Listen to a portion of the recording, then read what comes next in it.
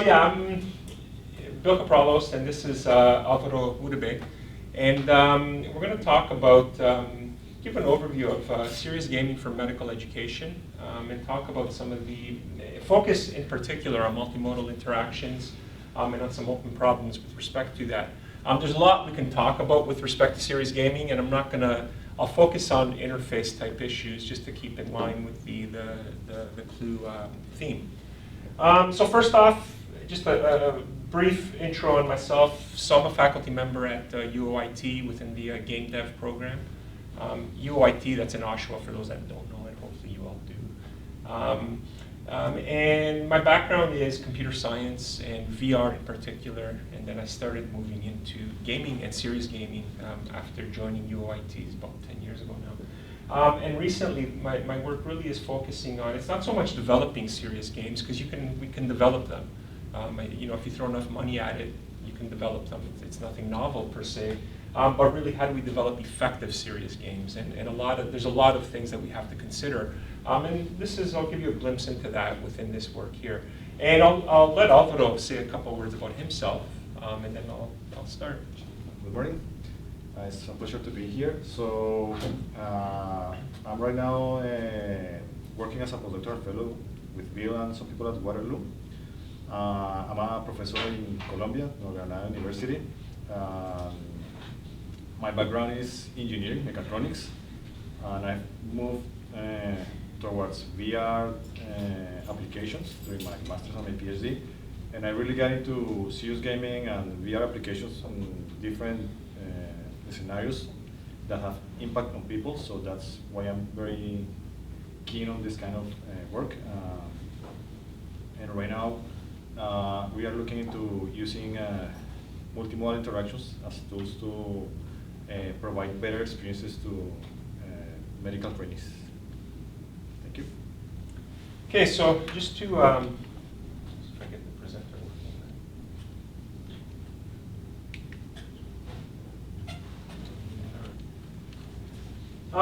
I'll give an introduction, some motivation for the work itself, talk about some open problems, look at some current work, and then some concluding remarks. But I'd like to start off, when I talk about serious gaming, because there is, probably not so much so for this crowd, but when you're talking to a general crowd, there is still that stigma of games for training. It's kind of eroding, but I remember 10 years ago when I started, the first grant I wrote, I was told by some senior people, don't include the word game in your grant. And now it's kind of a 180, and they talk about, no, you got to talk about games in your grant. So really, things have changed. You see that, in many other aspects as well. But I think, nonetheless, I think it's still important to consider that, games are just tech. It's technology. They're games, and I'll talk about that. We've been playing games for thousands of years. But Socrates, he complained that learning to write would diminish the memory capacity of his students. So it's kind of the same. If you look at that analogy with games, right? Games, you're not doing anything but wasting time. So let's not fear the tech and the technology. And I really like this comment by Marshall McLuhan. Anyone who makes a distinction between education and entertainment doesn't know the first thing about either one. And I think that kind of summarizes games. Yeah, they're fun, but you're learning a lot by playing, whether they're video games or just regular games. So with that, if we look at simulation, and widely used, does everyone know what I mean by simulation here? Do I have to define simulation? Probably not, not in this group. But it's widely used in military and medical training. First simulation really stemmed from military. And you had Roman soldiers, they'd use a tree trunk and they'd strike the tree trunk. And going back to a tree trunk, it was, if you look at the realism or the fidelity of that, that was a very low fidelity model. The tree trunk obviously was representing a person, but the person was stationary, didn't fight back, which obviously people do. But then that moved, they started hanging small tree trunks on other trees, and that introduced motion and what have you. And then that moved, from military, and military, we've been using simulation in the military for training for thousands of years, thousands of years. And then it moved into medical simulation. That was the next big thing. And in both military and medical, simulation is a huge component. And not only, there's others as well that, pilots. They, any commercial airliner uses simulation to train all their pilots. The plane you fly on, the pilot has learned on a simulator. And the current emphasis is really on virtual, so moving into the virtual domain and serious games in particular. US military, they're a big proponent of serious, or gaming technology in general, including serious games, and they use that to train their soldiers. Similarly in medicine, there's a lot of interest in using gaming technology and serious games in particular to train medical experts, doctors, nurses, etc. So if you look at simulation, so we have simulation, but just to take a step back and let's look at play. And play, you can define it, there's probably many different definitions, but engaging in an activity for the enjoyment and recreation rather than for a serious or a practical purpose, so you're doing something for fun. The key here is that animals, including humans, we've been playing and learning by playing for thousands of years, from the start of time, essentially. And I really like the adult lion example here. So if you look at the animal world, I mean, how do they learn? How does an animal learn to take down its prey and survive, ultimately? Well, they learn through play. And if you look at the male lion at the top set of images, it has a technique to take down its prey. Now, as gruesome as that may look, I mean, that is, you're talking about survival, and they have to kill to eat and survive. And they have a technique, and it goes through this technique. It strikes it from the back, and you can see from the pictures. And if you look at the baby lions, the lion cubs, they actually mimic this behavior when they're playing. So you see a bunch of baby lions or lion cubs, and they're mimicking this behavior. They're obviously not hurting each other, they're playing, they're having fun and what have you. But they're really learning key skills here, survival skills, ultimately, how to take down prey and eat and survive. Games are, if you look at play, we have games which are essentially a formalized form of play, and it's primarily and uniquely a human behavior, and it's been associated with enhanced individual and group survival. And games, we've been playing games for thousands of years. I mean, there's games go back, the oldest games go back to, I think it's 4000 BC, ancient Iraq and Egypt, if I'm not mistaken. And then we lead to video games. And video games are nothing more than games that are, all of a sudden now, the medium has changed. So we're games that are played by electronically manipulating images produced by a computer program or on a display. So again, nothing different than games. We've been playing for thousands of years, and the medium has changed now. And of course, if you look at video games, there's plenty of learning that occurs when playing a video game. And I mean, if you don't believe me, if you don't trust me, which I'm sure you do, if you take, I don't want to date myself here, but take Donkey Kong. I mean, you don't just start the game and finish it. It takes many trial and error and learning by doing type of learning. So before you can reach, save the princess. Video games. I know there's a lot of students in the audience. It's a huge business. It's a massive business, and it's fairly consistent even through economic downturns. And it's a growing market. 2017, it's estimated, I can't remember what the 102 billion in 2017. I think there's different stats, but if you look at I think Forbes published it in 2015, it was 85 billion, I believe, or in that range, globally and collectively, hardware, software, etc. So it's a big business. And just moving into video games, very popular. We have simulation. And we've been training using simulation for thousands of years. We have games, and we've been playing games for thousands of years and learning many things in the process. This leads to serious games. And serious games are nothing more than video games.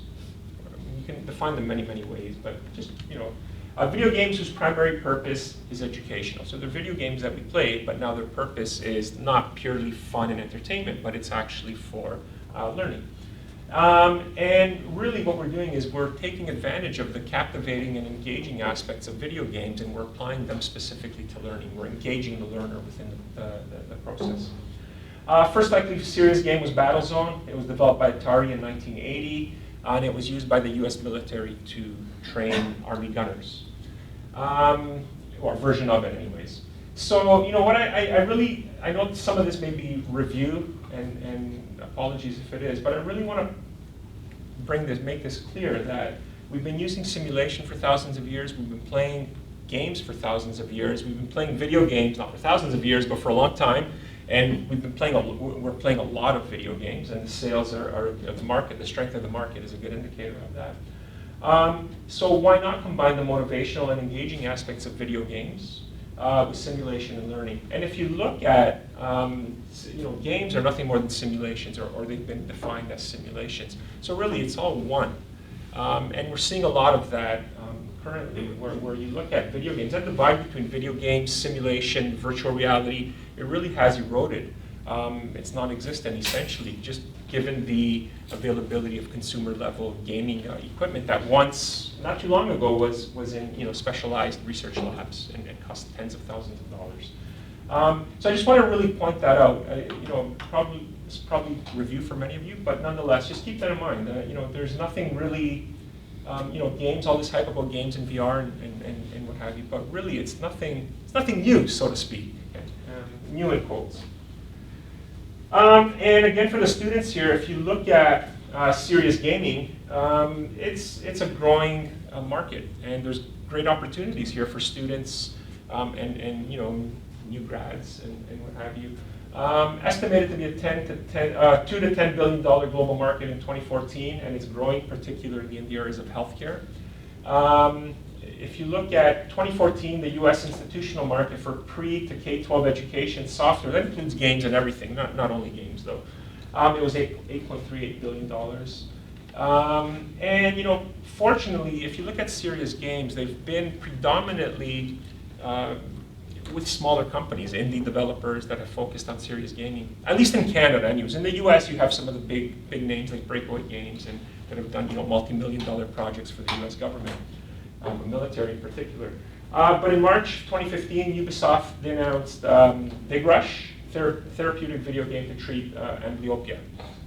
Okay, so this is like the first, or at least the one that I'm aware of, the first example of a big, you know, mainstream video game developer that really focused on serious gaming. And this was a project they did with some researchers in Montreal, and medical professionals. And just another thing to consider too, if you look at gaming and the skills that gamers have, again, tailored to the students, CAE, you know, the big simulation company, Canadian company, in the past, I haven't checked recently, but they had openings for game developers, and well, actually, as of about a month ago, they had openings for multimedia developers. So these are things that several years ago were non-existent, right? You wouldn't, no simulation company would care to hire a game developer, but things have changed. You know, and there's a number of reasons why you want to use simulation in serious games. Cost effective, when we're dealing with medical education in particular, it's very cost effective. Sim labs are very expensive. They cost, you know, hundreds of thousands, if not millions of dollars to build, and let alone maintain, when you're talking about these very complex physical mannequins and what have you. And you offer trainees the opportunity to safely and cost effectively, that's a key point here, to train until they reach a specific competency level. And you can play 24/7 ultimately. You can play on your mobile device while you're at home watching TV, for example. Team training, you know, there's a lot of opportunities here. You know, that being said, though, you know, I'm definitely not arguing that serious games are going to, you know, completely revolutionize, you know, and take care of all of our problems that we have with education. But I see them as one particular, you know, tool that we have, that educators have.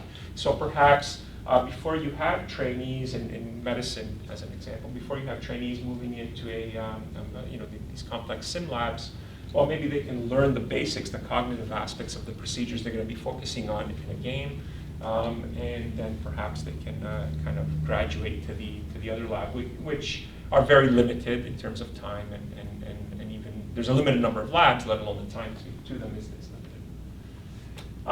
So, you know, there's all these good things, and there's a lot of stuff that we can do with games, and they've been used a lot, and even my own work, I've done a lot of work with hospitals and medical professionals, surgeons in particular, that really use this, and they have a need for it.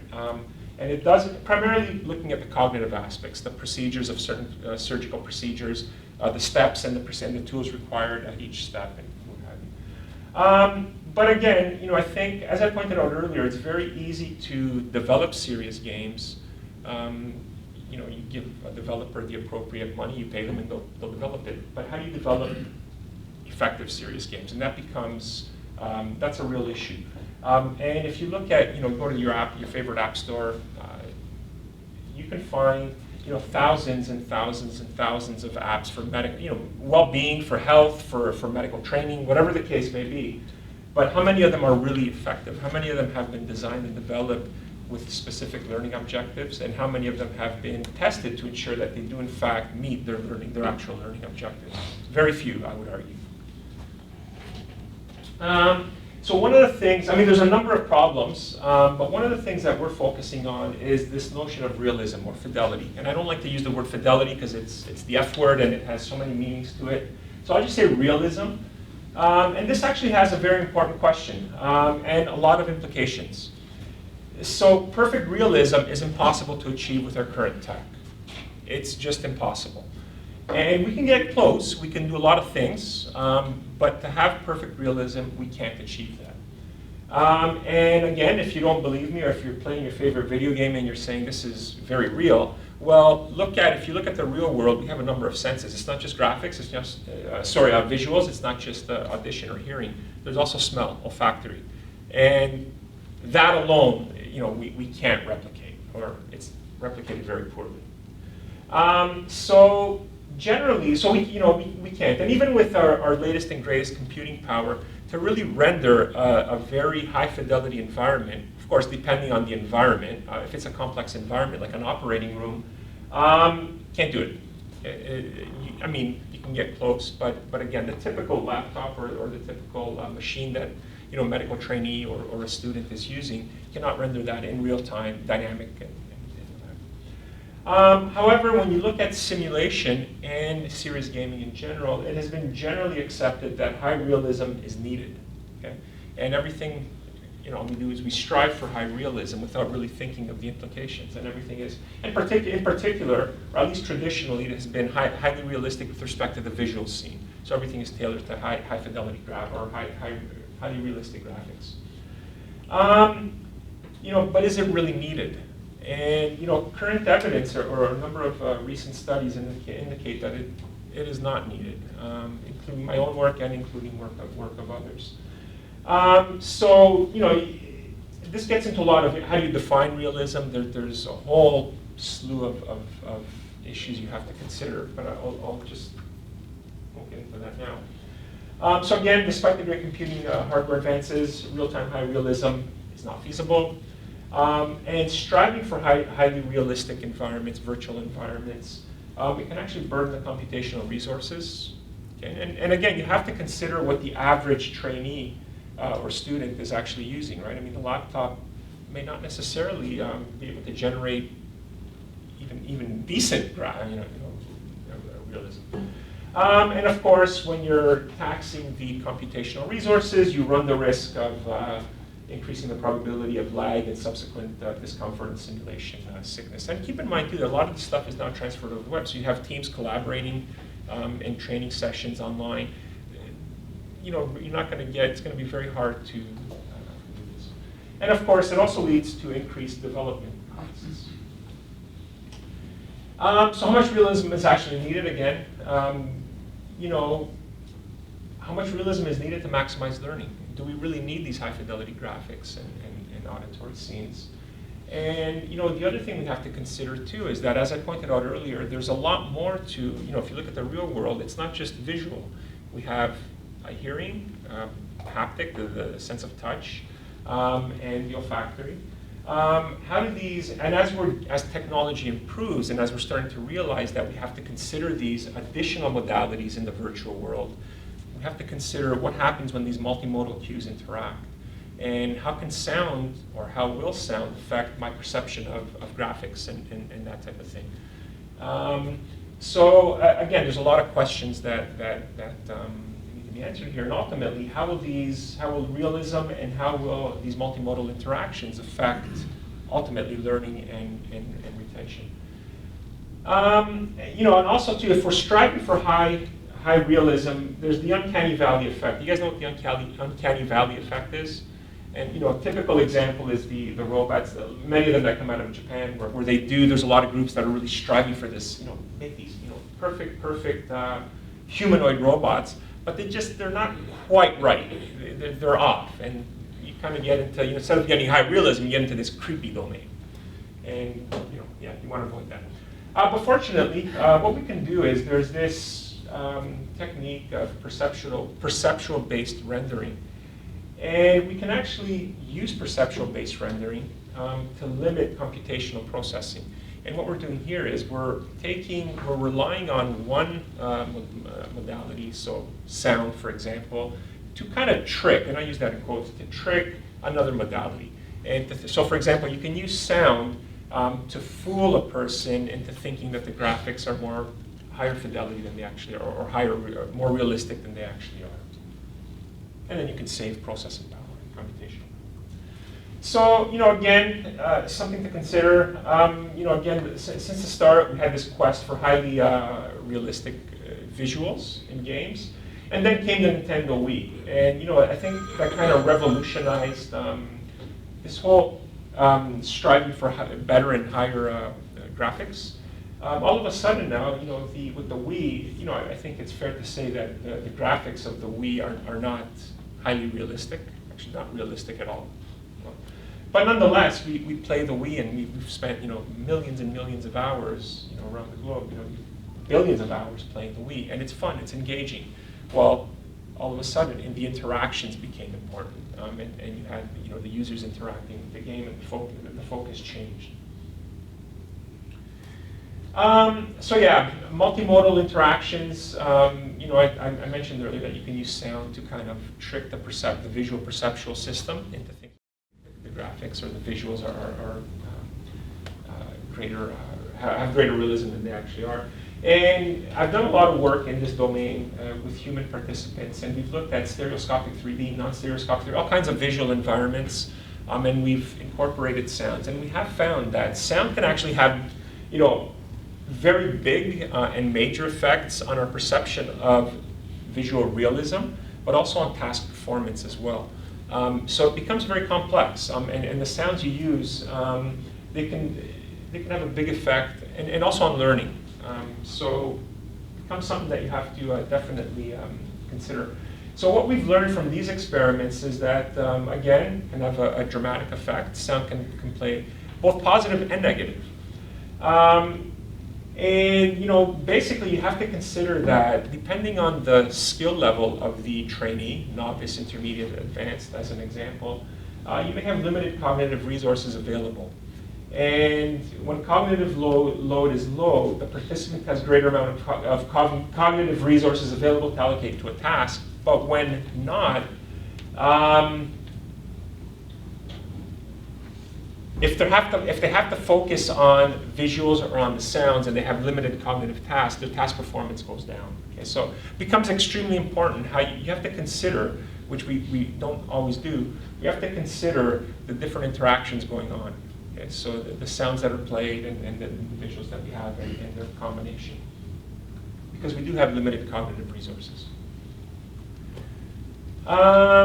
Yeah, so basically, I'm not going to go through all the studies, there's a lot of them, but what we found is multimodal effects, sound in particular can have a great influence on task performance, on visual perception, fidelity perception, and also on task performance.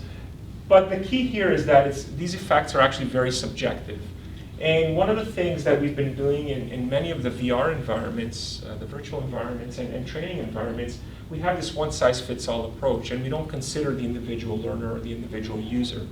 And what this prior work has shown, my own and work of others, that we really should, because a one-size-fits-all approach doesn't necessarily work, especially when you're dealing with sound and music, for example.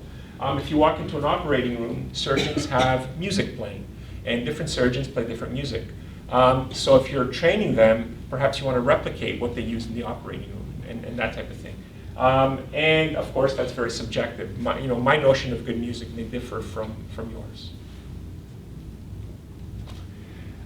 So yeah, looking at So another avenue of my work where it's going into is really customizing the user interface. So prior to using a game a series game or a virtual sim, the user will complete a simple calibration process. Okay? And we've looked at things such as using questionnaires or even looking at mimicking what an optometrist use. So you present two versions of the game with different realism, and then the player chooses and you swap one with another, and you just keep going down that process. Of course, that's not perfect, because then it takes time to do this. And of course, time is something that users generally don't have or don't want to dedicate to that. So it becomes finding that middle ground where that balance becomes tricky. But nonetheless, I do believe that we have to really account for these subjective differences. And this leads into the current work. And we're moving away from developing serious games and focusing more on developing effective serious games, as I pointed out. And we're expanding upon the prior work that examined these multimodal interactions and what have you. Of course, in the real world, visual, auditory cues are not the only cues available. As I pointed out, there's olfactory, which we're not looking at, but there's also haptic in the sense of touch. Haptic cues are very important, yet overlooked in serious games. And they're overlooked for a number of reasons. One, it's very difficult to mimic the sense of touch. And the devices that do allow us to do that are extremely expensive, for the most part, or allow us to do them accurately are very expensive.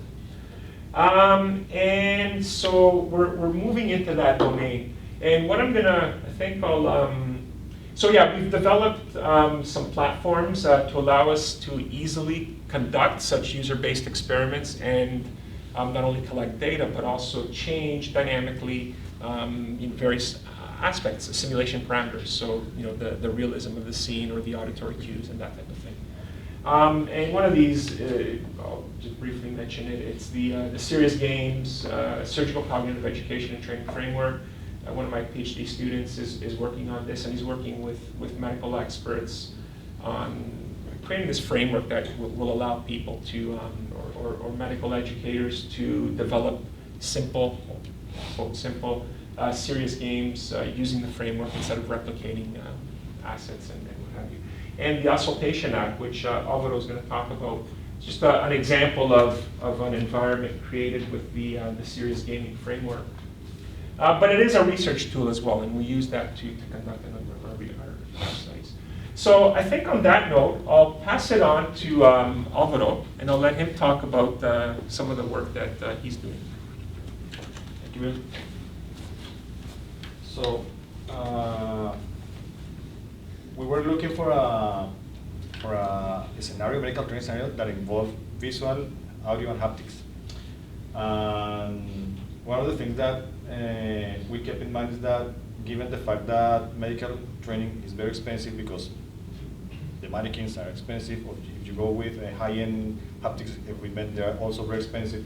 So we're looking what could we do with a cheaper haptic device. So we use the Nueva Falcon, which is a 3 degrees of freedom device. It only allows for the free translations. So we ended up looking at the cardiac auscultation examination, which involves visualization, palpation, and the auscultation. So the visualization is important because there are some heart diseases that can be seen. You can see like the chest pumping, and you can see the carotid artery just evidently moving.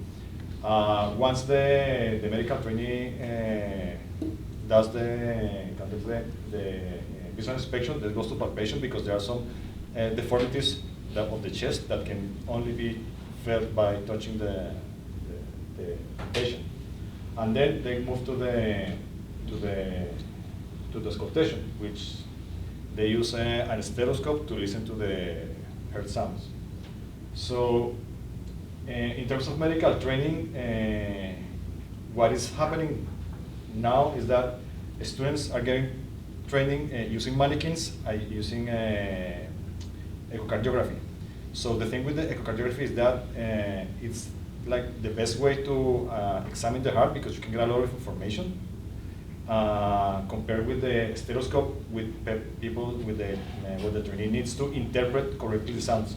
So the thing is that in terms of training, if a trainee gets all the skill based on the echocardiography, but when they go to the medical practice and they don't have one, they're going to be in trouble.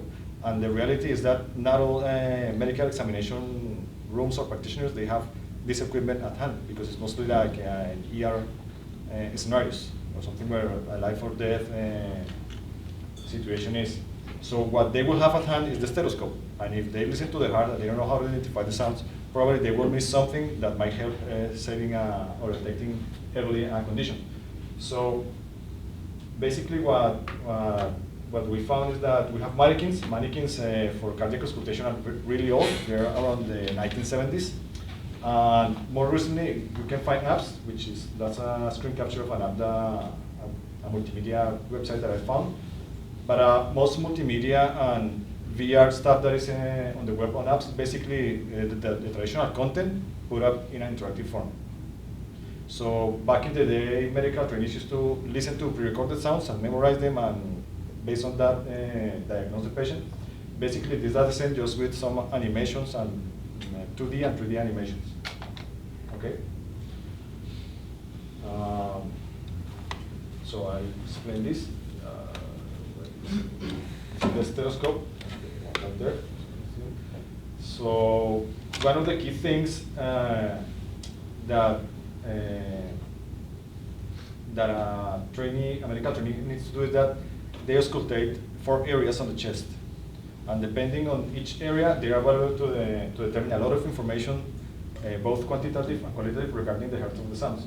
But in some scenarios, if they're not able to recognize the sound, they can feel the carotid pulse, so the haptic feedback of the pulse can help them determine like information of the frequency, of the intensity of the heart sound.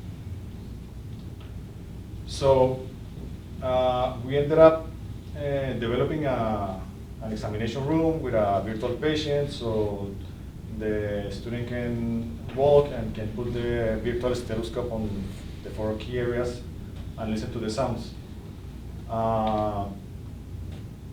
So we started creating like a first version, just using the mouse and the keyboard to do the navigations, and with a tablet version just using touch and swipe gestures.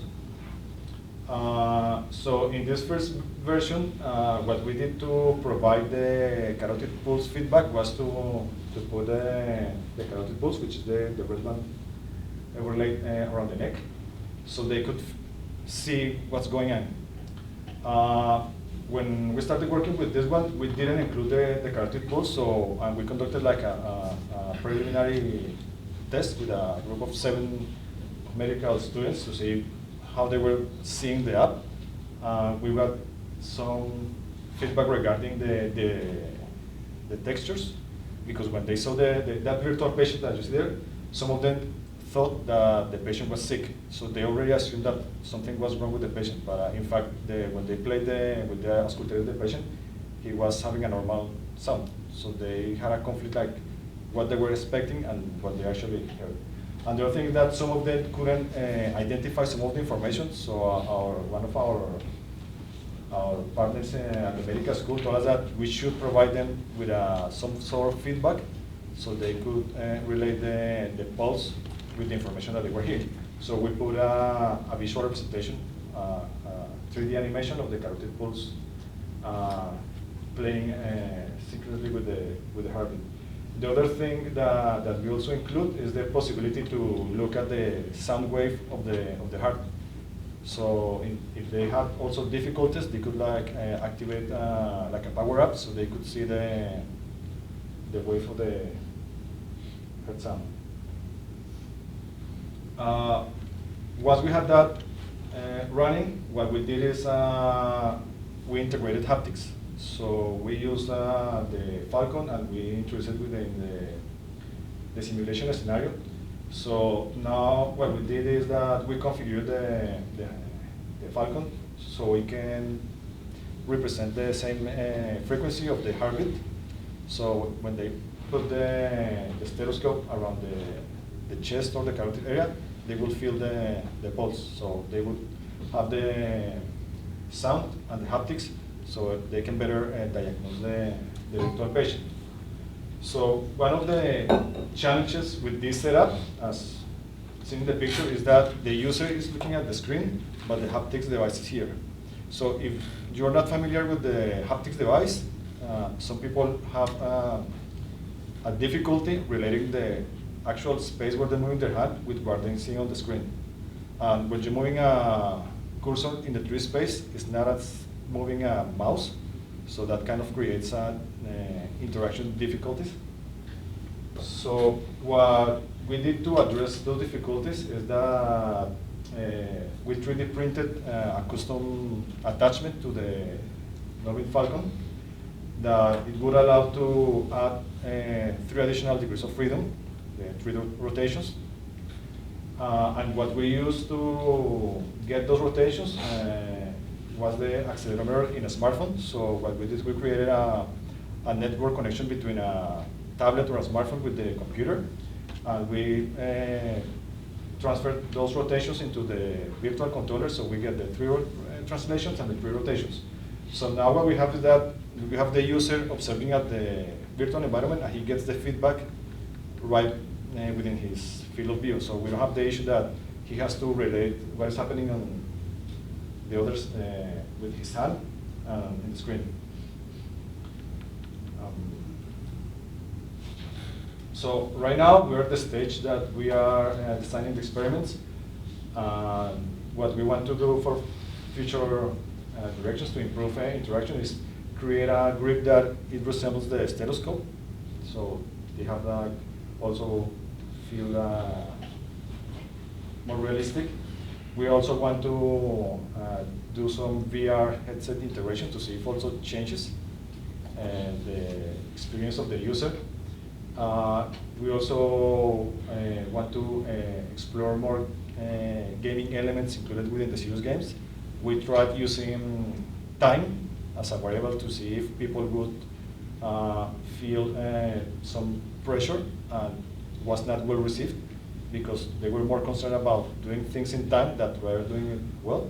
So we removed time. And so we want to conduct some user experience. So we already have set up an eye tracker to see where people are looking in the game. Because one of the things that we also would like to study in the future is cultural awareness.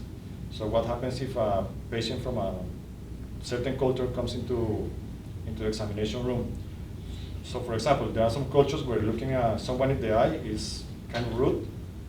So how can we simulate that with virtual patients? So we also can provide a more enriched simulation scenario. That's it.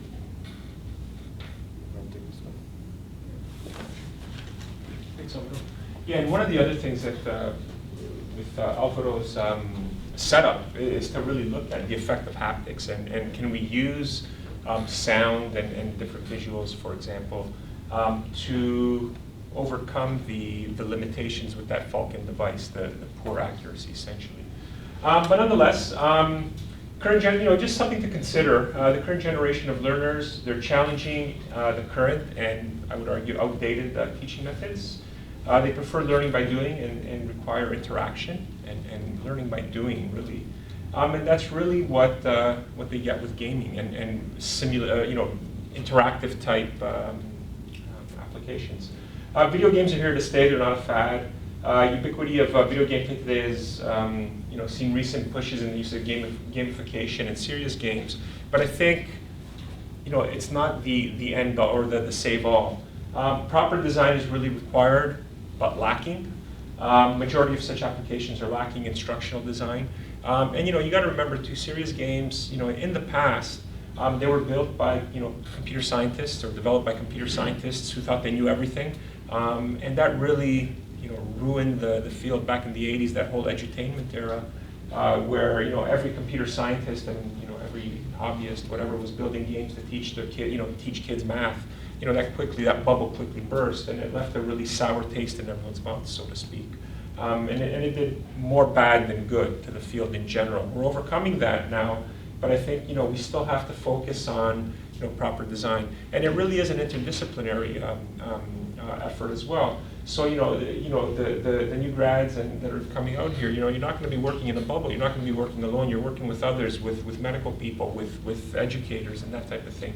Communication becomes important. Simulation to me may mean something different, or they may use a different term to refer to the same thing that I'm referring to. So these are really important factors. The other thing too is there's very few courses available on serious games. That's changing, but nonetheless, it's a very exciting field to be in. For those of you that are here as part of the CLUE program, there's a lot of interface issues, and I just touched a sample of them with multimodal interactions, or Alvaro mentioned the haptic, the Falcon device, and there's a lot of interesting interface and human user type issues here.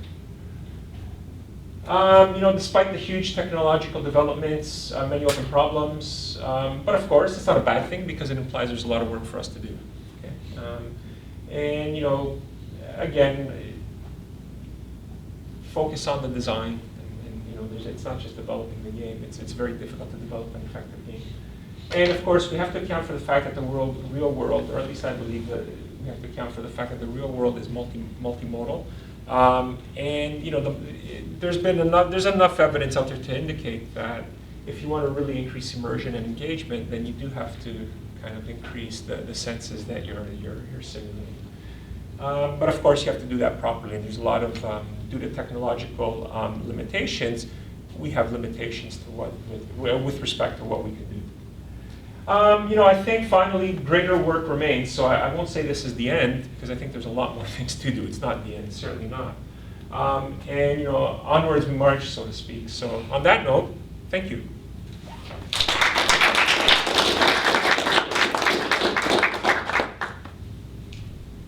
I wonder if you could just explain something. Alvaro, your smartphone haptic device, was the smartphone providing visual feedback, or was it the haptic? I have I did it with Unity. I used Unity to create the prototype, and what I have is a server running in Unity, and I have a local version of the app running in the smartphone. So what I do is the computer is running the haptics device, but I can attach it to the haptic device, so I can get all the visual feedback from manipulating. So I'm getting the same visual feedback that the computer is running.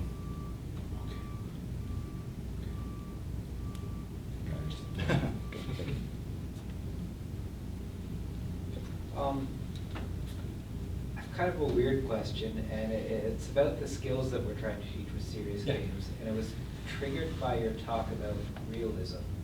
Because, say, especially in the Roman centurion example, the idea of, say, trying to teach a very low-level visceral skill using a log makes sense, but then we also have the example of chess, which is teaching, say, very high-level strategic skills, simulating war. Yep.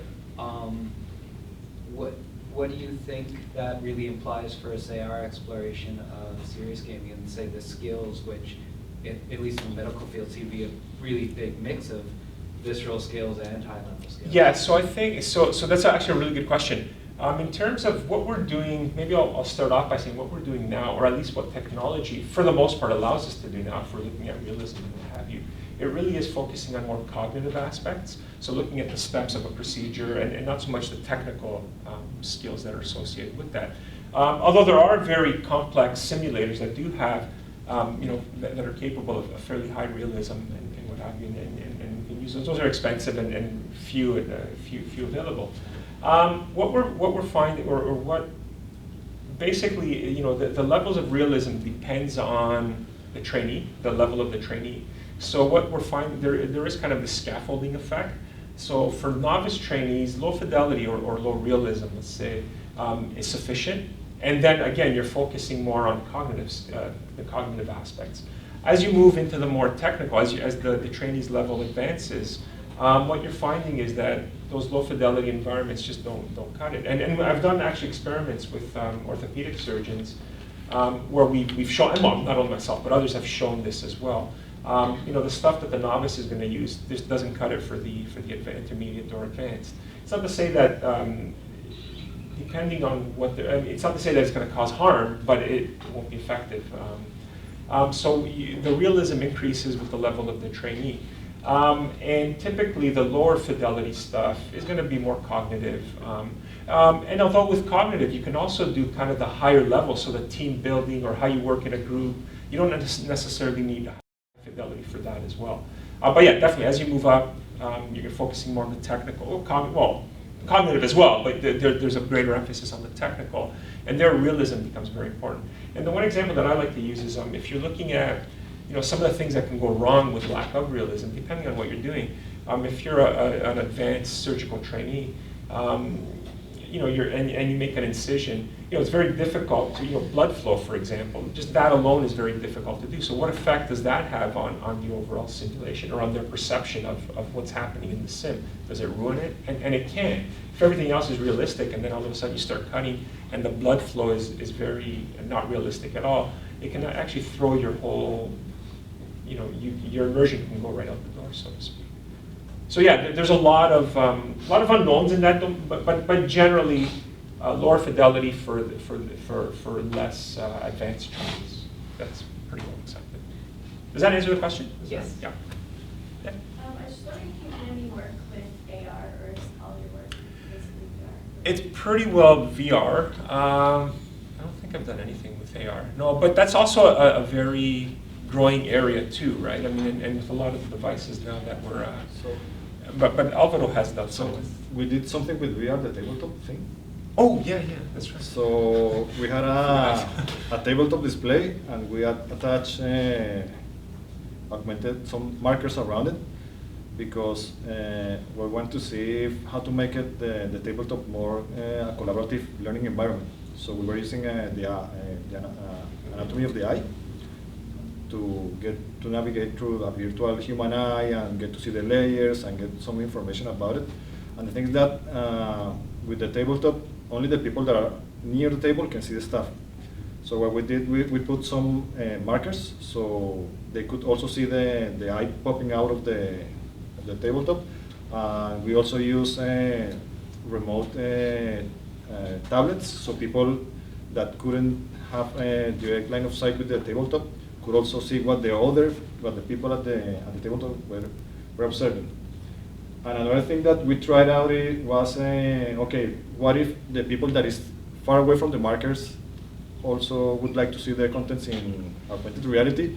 So we use another marker, and we use the Google Cardboard. And what we did is that we rendered above the marker a stereoscopic view of the eye. So you could use the Google Cardboard, and you could see the augmented eye with the marker. It's just an example of the work. It's very preliminary in terms of the hardware setup. We're just looking at solving some tech issues with it. Yeah, that's an example. Sorry, I forgot about that. Have you done any research on kind of age gaps and how maybe some older people have more trouble using this kind of training because they didn't grow up with as much technology? That's actually another good question. In terms of that, so I haven't looked at that specifically myself. That has come up in reviews that in my own work. And one of the things that we're doing now too, the PhD student that I mentioned earlier that's building this framework, he's actually done some surveys he's done a number of surveys specifically with looking at medical folks across a wide age range, looking at how keen are they on, or how open are they to use tech, to use it to develop serious games, for example, if one is available to them. Initially, so it really depends, because if you look at the medical people, like doctors and surgeons and what have you, some of the guys we're working with are older, but yet they're really keen on tech. So it really depends on the audience as well. Like if you look at medical folks in general, they're very motivated, and they'll pick up the latest and greatest tech and use it. So it's kind of perhaps a biased audience. Whereas, more generally speaking, I would argue that or I would think anyways, at least from what I've seen, that there is going to be a difference with age. Somebody growing up with this stuff is going to be a little more, I think as a whole, not always, of course, there's examples, other examples. But on the medical side, I think it's definitely, they're open to using this stuff. And I think that just shows a lot of the, the medical folks are generally going to be motivated, and they're going to be interested in using tools that can help their trade, so to speak, right? So, yeah. But that has implications, right? And as we're finding too, if you asked me that question 10 years ago, I would have a different answer, right? But now I think that's changing, and I think people are seeing the value in this stuff, old, young and old alike. I mean, I was at a conference and I talked about this was in Japan, and somebody, when I talked about serious gaming, this was about 7 or 8 years ago, I had an audience member, and he was actually quite rude, and he just stood up and said, "This is garbage, right? You can't play games and learn," right? And he was strict, like I think he was like a mathematician or something, probably differential equations and what have you. But that's changed, right? So I've seen that change. Yep. Alvaro, you mentioned in your talk that the medical students you worked with initially visually diagnosed your simulated person and made, I guess, a false diagnosis, which was then not confirmed by the heart rate data. Do you think, and I guess this is for either of you, that there's a risk with more subtle things that we're not able to simulate well, that we may actually train people not to consider those factors, and especially in the medical field, not to consider those factors when they're doing real life work? Yeah, so that's an important thing to consider while designing either the serious game or the virtual scenario for medical training, because there's so many cues that they look for in a patient to make the diagnosis that it gets trickier which is the actual level of realism that you should put on the patient. So that's why we also have looking into different level of realism depending on the skills that they are developing and at which stage of their career they require. So for lower semesters, it's better to have low realism. So I was using these models because people into 3D and I wanted to check out their reactions, but I'm also planning on having a more like cartoonish version, because we also have some in the literature. There are some authors arguing that during the auscultation procedure, some medical practitioners, they close their eyes, so they just completely shut down the visual cue. So that's something that we want to look further in the role. Yeah, that's actually a good, a very important consideration too. And that really, a lot of that, I mean, sure, you can't account for everything potentially, but a lot of that comes with, proper design and working with we're engineers or computer scientists, but really working with the content experts and making sure you have clear objectives, and that these things have to be tested with the content experts, with the medical people, in the form of focus groups and what have you, to make sure that those little subtleties are hopefully going to be, or at least most of them will be captured. And the other thing with that one that was the model that you're using in particular, right? The color of the model that looked pale, I guess. Yeah. Yeah. But yeah, that, we didn't realize that initially, but yeah. So. One of the ideas that was rolling around in my head while you were talking was the recent Google challenging one of the world's ranked players in the game of Go. And the analysis of the win afterwards was by the human player was that he realized that the Google simulation was making moves that he would never have considered before. And I don't know how this really fits with what you're doing, but I found it just a really interesting example of gaming in the context of learning. Any comment? So one of the interesting things about using virtual reality is that you can take the simulation to even to make it very realistic. So I've seen cases where medical students, when they practice like role playing with each other, that you can counter things that you won't find in a mannequin, because basically the mannequin is lying where they're doing nothing. So we can set up, we can program actions. For example, if you get a small children and you need the children to be still, and if the child moves all the way, how do you make that child do what you want to do? So we can program sort of things. Also build as a project, looking at cultural awareness, where the patient responds depending on what the physician asks. So those kind of things are important and are relevant, because basically it's the experience what we want them to develop. So it's relevant to have like outside of the box behaviors, like not the patient just standing still or doing nothing, because we want them to behave like a real person would do. And the thing with that is that it opens the possibilities of how we can train them to better treat patients. Yeah. Okay, there's another. Yeah, so one of the things that makes hard sort of serious games is the fact that you're losing touch with reality. So putting a stethoscope with the mouse is not the same as putting a stethoscope on the body to get the connection between where the hand is Yeah, and absolutely. what sounds are. Yep. Another example would be shooting. You can shoot very well with the mouse, but once you hold the gun, it's totally different experience. So I find it that I didn't see any connection there. No, yeah, I don't disagree with you at all. Actually, I agree with you. And I would, I think there's a place for serious games, but they're definitely not going to replace the physical mannequins. I see them as a step one. It's one tool that we have in our, educational toolbox, so to speak. So it's step one. You learn the basics, you learn the sounds, and you're able to figure out some of the more cognitive aspects of the auscultation procedure, like what sounds, healthy sounds. So the Yep. question I have is, Yep. if you're teaching the sounds, is it Yep. better just to put it on your head instead of with it? Yeah, and in many Right, cases, slow, yeah. I think this all Yep. purpose. The second question that I related to this is the same simulation actually. Yep. One of the things you've done is put visual cues what the sound is, which doesn't exist in reality.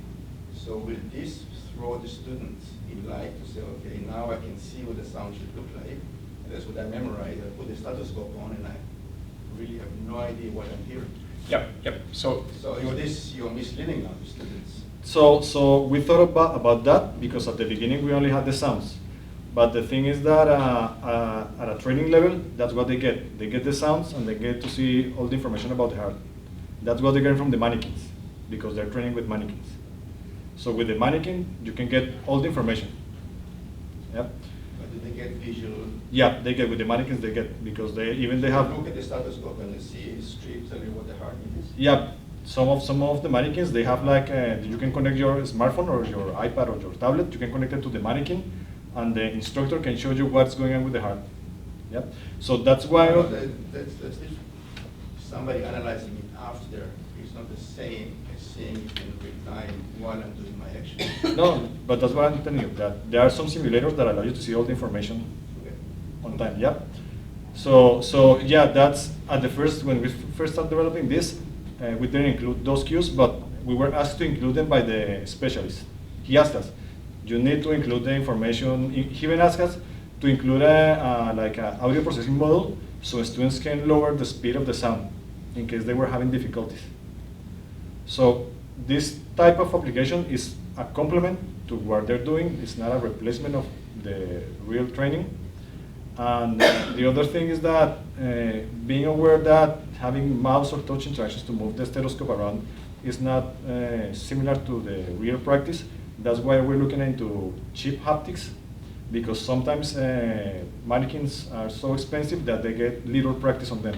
So it might be better to have like perhaps some affordable haptics system that they can relate to and practice anytime without depending on the mannequin-based scenario. Yeah, I think the key is that it is step one. It's definitely step one. And I mean, there's many examples in medical education where they use simulation and not virtual sims, like looking at suturing, for example, where they practice on an orange. Obviously it's very different, but the skill and the task, part of the task is very similar. But yeah, absolutely. And there's many questions that still need to be answered with respect to what you asked. So I have a question that focuses on understanding the users. And it's very exciting to hear you talk about the interdisciplinarity of the teams putting it together. Yep. And it sounds like the content expert is providing the information about what the practice is, right? But has anybody kind of done observations on the users, like the rituals around their process or the Yeah, sequencing? so if you look at a proper design of a serious game should include that whole instructional design process, which is looking at the needs and the task analysis, and that's where observation you can take it as complex as you want, really, depending on resources and budgets, obviously, but there you would go in and observe. So for example, the knee game that I mentioned, the orthopedic surgery game I briefly mentioned, I had the developers, myself, but the students themselves, they spent a lot of time at Mount Sinai, and they were observing surgeries, and they had the doctors perform the surgery on a mannequin in front of them, in addition to watching it in the operating theater. So these all become important. Even how they, we recorded this whole, even how they put when he was doing the mannequin, they put a mask on. They were recording everything. Some of the stuff we didn't use, but that information we have. And if you do enough of these observations, you start getting a picture of how things work. Keeping in mind, though, that there are also personal differences that perhaps one person, one surgeon, or one expert will do that somebody else won't. So ultimately, these are, it's very difficult. Designing an effective or a good series game is very difficult. But if you have a large enough sample size, and then once you have it done, once you develop it, you actually get feedback from the experts. I think that's really key as well, right? You have to verify that this works. Not only its effectiveness on learning, but also the nuances, the little things that happen in the game. And just as another example, with the knee game, we had again, the surgeons were very clear on what they wanted included and what they didn't, even overpassing some of the things that we suggested. And one of the things when they, the learner would have to go in and pick a tool, depending on the step, pick a surgical drill. And if they got that wrong, the nurse would say, what's wrong today, doctor? You're not on the ball. And that was something that they said that wanted us to add. And when I showed that to the medical people, like me, I just looked, okay, that's cheesy humor. But when the medical people heard that, they would laugh, because that's what they actually say, the nurses say to the doctors. So little things like that you only capture by working with it. You have to work with the content experts. Mm-hmm. So when you're doing the usability testing, Mm-hmm. sort of later on, Yeah. when you're talking about it and verifying with the users or the experts, do you present variations? So one might be more Yeah. acceptable than another? Or? So we've done both. And we've done both when we're looking at specifically the realism and that type of thing. So we have different versions of the game, and we have different groups, and we do that. It becomes difficult, though, because then you have a small group of human participants. Getting medical residents, if you do a study with 4 or 5, you're lucky sometimes. So it becomes very difficult, just the sample size, or the participant pool is fairly simple. So then what we have to do is maybe not rely on surgical residents, but rely on medical students in general, or health sciences students, and that type of thing. But ideally, you want the person that's going to use it. Yep. So thank you for the talk. At the beginning, you mentioned how blurry the boundary is between simulations and serious games. Mm-hmm. I can certainly appreciate that. So this is in no way a criticism at all. It's more of a clarification. When Sure. you refer to the medical Yeah. system, I think of it more as a simulation than a game per se. But Yeah. This is no way a criticism. Just No. Yeah. And really, there are gaming components in there that we didn't talk about. But I agree. It is more. It's more of like a gamified simulation, maybe. And what makes it gamified? So if you look at the sim, if you look at the definition, or at least how a game is a simulation with additional components, Right. essentially. So you have to have feedback. Not to say that you don't have feedback in a sim. There's a clear start and end. You have feedback. There's some scoring mechanism, and there's An element of fantasy, perhaps? yeah, that whole thing. I agree with you. The stuff that we presented now is more along the lines of a sim than a pure game, but there are gaming components in it. With the knee game as an example, I didn't really show the knee game, but we had it was designed by game developers, And we added some game, the gaming elements that we added. I remember the surgeon saying, like, no, we don't want this. They're very like, no, you can't do this. So striking that became, but yeah, I would argue that these are more sims than the games. But it's not to say, there's many other examples that I haven't talked about or shown where there is an integral gaming component. I do some work with educational technologies, and it Mhm. always seems to be games are fun to play but not educational, and educational systems like tutoring systems are educational but not fun. And That's right. Yeah, but there's other opportunities for, adding the comedic part from the B game as an example. It makes it more. That alone doesn't make it a game, but yeah, no, it really is. It really is. I agree with that. And part of that is also, working with, as I pointed out, some medical folks are, well, no, we don't want this. It has to be like this. But and then part of that is really good game design. How do you make it so that you don't trivialize the thing too? So, a very good point. Kind of on the same subject, have you done any testing to see how many game elements you can implement before it's not taken seriously anymore? That's a great study. No, I haven't done that, but that's a good question. We have done some work with, we looked at an educational network, again, another PhD student. His work, and what they found, so we did a lot of, well, not a lot, but we did a number of focus group studies. What are the appropriate elements that we can to gamify this educational network for medical education? And they came up with 3, and it was really, I can't remember the 3, but it was 3 components that they really came up with. So out of many that were presented to them over this focus group, they came up with 3 only. Not to say that that's